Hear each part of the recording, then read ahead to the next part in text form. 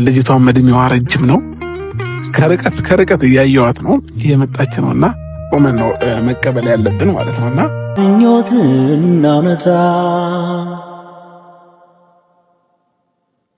በስተመጨረሻም እንግዲህ አብርሽ እነ ሄርሜላ ጋር ሽማግሌ ለመላክ መስማማቱንና ይህንንም ለሄርሜላ እንደነገራት ሰምተናል ማለት ነው። በነገራችን ላይ ትላንትና ቆንጆ ምሽት እንዳሳለፉ ሰምቻለሁ። ዛሬ ሄርሜላም በቲክቶክ በዩቲዩብ ኮሚኒቲ ፖስቷ ላይ ይህንን ነገር ሼር እንዳደረገች ሁላችንም ተመልክተናል እና ሁሉም እጃቸውን ሰጥተዋል። እንግዲህ በስተመጨረሻ ማለት ነው እስከነ ሩታ ጭምር ሁላቸውም በአብርሽና በሄርሜላ ጉዳይ ላይ እጃቸውን ሰጥተዋል። የአብርሽን ፋሚሊ ከዚህ በኋላ እሱም ከዚህ ድርጊቱ አስቁሞ ወደ ሩታ ተመለስ የሚሉትን ነገር ሙሉ በሙሉ እንዳቆሙና ከሄርሜላ ጋር ያው መቀጠሉን ውስጣቸው ደስተኛ ባይሆንም እንደተቀበሉት ሰምቻለሁ ማለት ነው።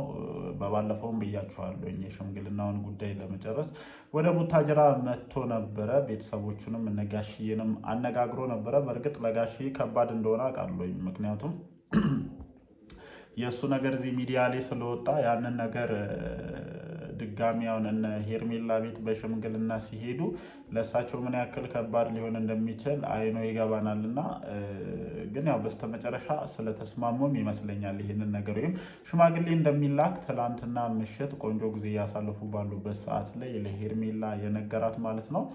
እኔ እዚህ ጋር አሁን መናገር የምፈልገው ነገር ምንድን ነው? አላማዋ የሆነ ጥሩ ባይሆንም አብርሽን ያገኘችበት መንገድ ትክክለኛ የሆነ መንገድ ባይሆንም ግን እቺ ልጅ የከፈለችው ዋጋ ቀላል አይደለም። ብዙ ነገር ተብላለች፣ ብዙ ነገሮች ደርሰውባታል። ብቻ ያላሳለፈችው ነገር የለም አብርሃምን በእጇ ለማስገባት ማለት ነው። ታርጌቷ አብርሃምን በእጇ ማስገባትና ማስገባት ብቻ ስለነበረ ታርጌቷን ብቻ ከግራም ከቀኝም የሚወረውሩትን ነገሮች ትታ አብርሃምን በእጇ ለማስገባት የሄደችበት ርቀት በስተመጨረሻ እንግዲህ ፍሬ እንዳፈራ ልንመለከት ችለናል ማለት ነው። እንዳልኳችሁ ነው በነገራችን ላይ ማለት ነው የሄርሜላ እርግዝና አሁንም ቢሆን እውነት እንዳልሆነ ደጋግሜ ነግራችኋለሁ። ቤተሰቦቿ ሽምግልናውን እንዲቀበሉላት ለማስገደድ የፈጠረችው አንደኛው ምክንያት እንደሆነ ነው እኔ እስካለኝ ያለኝ መረጃ እንደዛ አይነት ነገር ነውና አይሚን አላቅም። ቤተሰቦቻችሁም ሽምግልናውን ተቀብለው እናንተም ከዚህ ግርግር ወጥታችሁ የራሳችሁን ሕይወት አስከብራችሁ መኖር የምትችሉበት ነገር እንደሚፈጠር ተስፋ አደርጋለሁ ማለት ነው። ሰላም እንዴት ናችሁ? የኔ ተወዳጅ ቤተሰቦች ደህና ናችሁ ወይ? አለን እግዚአብሔር የተመሰገነ ይሁን። ዛሬም እንግዲህ በሰማናቸው አንዳንድ ጉዳዮች ላይ ሀሳባችንን ልንሰጥ ተመልሰን መተናል ማለት ነው።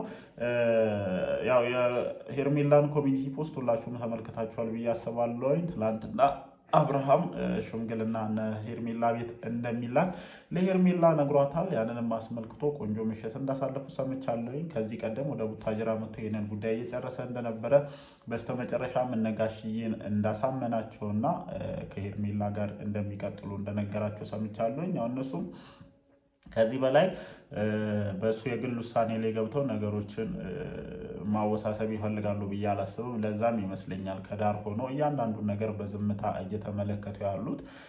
እጃቸውን ቢያስገቡም ምንም ማፊ ፋይዳ ነው። በነገራችን ላይ እጃቸውን ራሱ ያስገቡ ሰዎች ምን አይነት ውስብስብ ጉዳይ ውስጥ እንደገቡ በደንብ የምታውቁ ይመስለኛል። ከዛ ውጭ የነ ሄርሜላ ወይም በሄርሜላ ዙሪያ ያሉ ሰዎች አብርሃምን ይቅርታ የሚጠይቁበት ትልቁ ምክንያት ምንድን ነው?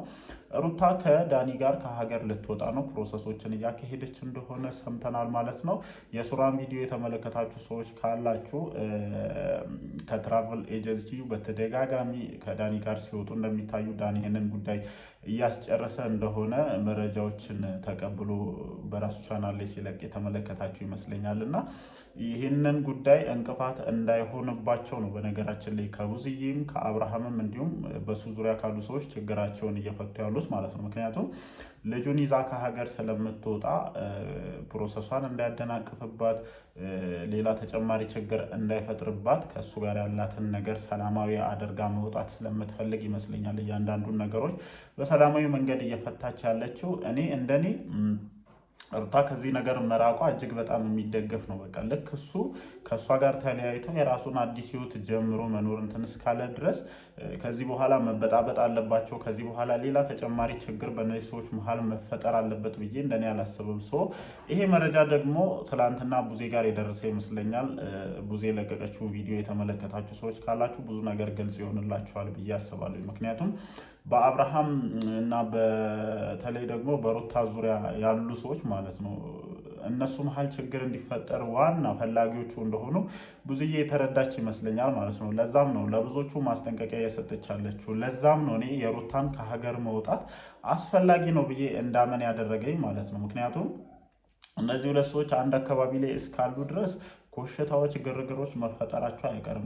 ይሄ ልጅ አዲስ የጀመረውን ህይወት ራሱ አጣጥሞ በስርዓቱ እየመራ እንዳልሆነ ብዙዬ በደንብ ተረድታለች። እና የእናንተን ህይወት ከማስተካከል ውጭ እናንተ እዚህ ሶሻል ሚዲያ ላይ ሞር እንድትንቀሳቀሱ ከማድረግ ውጭ ይሄ ልጅ ምን ቢያደርጋችሁ ነው ለራሳችሁ የዩቲዩብ እይታ ስትሉ የልጁን ህይወት የምታመሰቃቅሉበት ብላ በጣም ብዙ ነገሮችን ስትል ነበረ። ከዛም ውጪ ደግሞ ሩታ ከሀገር ልትወጣ እንደሆነ መረጃው ደርሷታል። በእርግጥ እሷም ከሀገር የመውጣቷን እንትን ትፈልገዋለች፣ ግን ደግሞ አብርሃም በልጁ ጉዳይ እንደሚጎዳ ስለገባትም ይመስለኛል አይሚን አላቅም። በስተመጨረሻ ያው ተደብቃ ልትወጣ እንደማትችል ሁላችንም እናውቃለን። ግን ምናልባትም ነገሮችን ግልጽ ማድረግ ያልፈለገችውና እየደበቀች ያለችው ፕሮሰሱን እንዳያደናቅፍባት ካላት ፍላጎት ይመስለኛል። በነገራችን ላይ ያው ብዙ ጊዜ አይተናል እንደ ማስፈራሪያ እንደዛቻ በተደጋጋሚ ይሄንን ነገር ሩታ ስትጠቀመው እንመለከታለን አይደለ? ከሀገር ልወጣ ነው ቀድማ ነበር የምትናገረው ማለት ነው። አሁን ላይ መደበቅ የፈለገችበት ትልቁ ምክንያት ምንድን ነው? ፕሮሰሱ እንዲደናቀፍባት፣ ሌላ ተጨማሪ ችግር እንዲመጣባት፣ በተለይ ደግሞ በልዑሌ ጉዳይ አብርሃም ሌላ አይነት ነገር ውስጥ እንዳይከታት ስለፈለገች ይመስለኛል ይህንን ነገር በግልጽ ማድረግ ያልፈለገችው። ስላመረረችም ነው። በነገራችን ላይ እንደሌላው ጊዜ እንደ ማስፈራሪያ ልትጠቀም ቢሆን ኖሮ ገና ፕሮሰሱን ሳትጀምሮ ምናምን ነበር የምታደርገው። ከዳኒ ጋር ነው በዛ ላይ የሚወጡት ማለት ነው። እና አላቅም ብዙ ነገሮች ይወጣሉ ከዚህ በኋላ ብዬ አስባለሁ። ከዳኒ ጋር መሄዷ ራሱ በጣም ብዙ ጥያቄ ሊያስነሱ የሚችሉ ነገሮች እንዳሉ ነው እንደኔ የሚሰማኝ።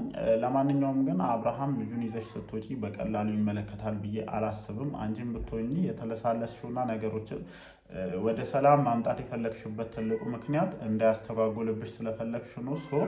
እኔ መውጣትሽን ወይም ከዚህ ነገር መራቅሽን እደግፈዋለሁ። በነገራችን ላይ ማለት ነው ከዚህ ነገር መራቅሽ ትክክል ነው። ግን ምናልባት ይሄ ነገር ተሳክቶልሽ የምትወጪ ከሆነ ይሄንን ልጅ በልጁ እንድትቀጪው አንፈልግም። እናውቃለን፣ ተበድለሻል። አንቺ መበደለሽን የሚክድ ሰው ይኖራል ብዬ አላስብም። ግን ደግሞ አሁን ላይ መተሽ የምታደርጊያቸው ነገሮች እነዛን በደሎች ሁሉ መልሶ ወደ አንቺ እንዲመጡ እያደረጉብሽ ስለሆነ ለዛን ደብሮኝ ነበረ።